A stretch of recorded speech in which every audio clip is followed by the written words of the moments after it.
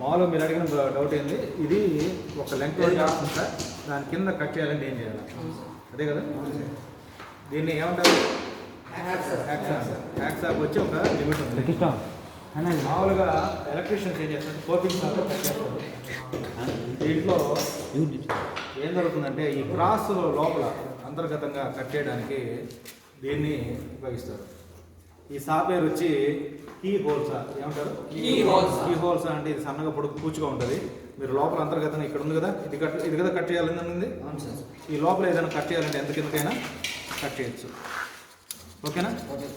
బయట కట్ చేసుకోవాలంటే దీన్ని కట్ చేసుకోవచ్చు. దీన్ని ఏమంటారు, దీన్ని ఏమంటారు. ఓకేనా. ఈ సాఫ్ట్వేర్ ఏం పేరు, కీ హోల్స్. క్లియర్. ఏమంటారు దీన్ని, కీ హోల్స్ అంటారు.